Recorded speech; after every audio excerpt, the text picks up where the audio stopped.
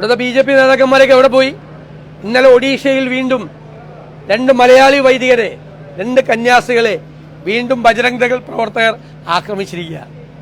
അവരെ ക്രൂരമായി മർദ്ദിച്ചു. ഒരു ചടങ്ങിൽ പങ്കെടുക്കാൻ, ഒരു ഗ്രാമത്തിൽ മതപരമായൊരു ചടങ്ങിൽ പങ്കെടുക്കാൻ പോയവരെ ഗ്രാമവാസികളുടെ എതിർപ്പ് മറികടന്ന് അവിടെയുള്ള 70ഓളം വരുന്ന ബജരംഗ് ദൾ പ്രവർത്തകർ ആക്രമിച്ചു. 3 മണിക്കൂർ നേരം തടഞ്ഞു വെച്ചു. പോലീസ് കേസെടുത്തിട്ടില്ല. അവരുടെ അതിനു മുമ്പിൽ വഴികാട്ടിയായി വന്ന ബൈക്കിന്റെ പെട്രോൾ മുഴുവൻ ഊറ്റിക്കളഞ്ഞു. ഇവരുടെ ഫോൺ പിടിച്ചെടുത്തു. ക്രൂരമായി അവരെ മർദ്ദിച്ചു. 2 കന്യാസിമാരെയും 2 വൈദികരെയും, മലയാളികളായ വൈദികരെയും. അപ്പൊ ഞങ്ങൾ പറഞ്ഞിരിക്കുന്നത് കഴിഞ്ഞ 835ാമത്തെ സംഭവമാണ്. 1 വർഷത്തിനകം രാജ്യത്തിന്റെ വിവിധ ഭാഗങ്ങളിൽ BJP ഭരിക്കുന്ന സംസ്ഥാനങ്ങളിൽ ക്രൈസ്തവർക്ക് നേരെ നടക്കുന്നത്. എവിടെ പോയി കേന്ദ്രമന്ത്രിമാർ കേരളത്തിലെ? എവിടെ പോയി രാജീവ് ചന്ദ്രശേഖർ? ഞങ്ങൾ പറഞ്ഞതല്ലേ സത്യം? എന്നിട്ട് ആട്ടിൻതോലിട്ട ചെന്നായികളെ പോലെ അരമനയിൽ പോയി കേക്ക് കൊടുക്കാൻ പോവാ. ഇതെല്ലാം ചെയ്തു വെച്ചു. ഇത് സംഘപരിവാർ അജണ്ടയാണ്, BJP അജണ്ടയാണ്. ഇതൊരു ഹിറ്റ്ലർ രീതിയാണ്, ഒരു സിയോണിസ്റ്റ് രീതിയാണ്. ഒരു പൊതുശത്രുവിനെ ഉണ്ടാക്കിയ പൊതുശത്രുവിനെ വേട്ടയാടുക എന്ന് ജർമ്മനിയിൽ നടന്നതുപോലെ ഇന്ന് രാജ്യത്ത് ക്രൈസ്തവർ വേട്ടയാടപ്പെടുകയാണ്.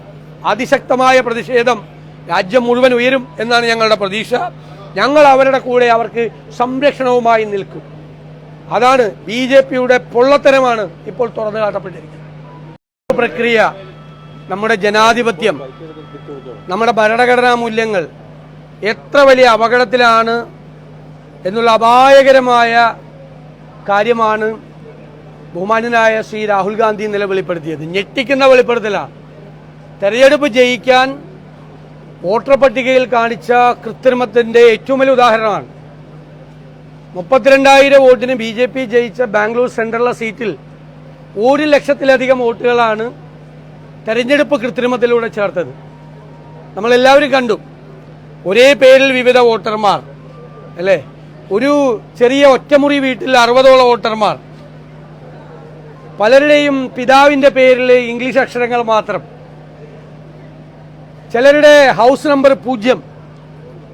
പുതിയതായിട്ട് എൻറോൾ ചെയ്ത 18 വയസ്സുകാരായ വോട്ടർമാരുടെ കൂട്ടത്തിൽ 70ഉം 80ഉം വയസ്സായ ആളുകൾ. വ്യാപകമായ അഴിമതി രാജ്യത്തുടനീളം. മഹാരാഷ്ട്ര നിയമസഭാ തെരഞ്ഞെടുപ്പിൽ, കഴിഞ്ഞ പാർലമെന്റ് തെരഞ്ഞെടുപ്പിൽ ഉൾപ്പെടെയെല്ലാം നടന്നിരുന്നു. ബീഹാറിൽ ഇപ്പോൾ അത് ആവർത്തിക്കുന്നു.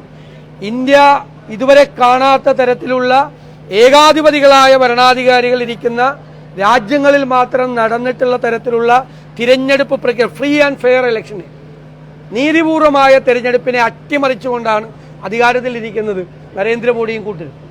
ഇപ്പൊ അധികാരത്തിൽ ഇരിക്കാൻ പോലുള്ള അർഹതയില്ല.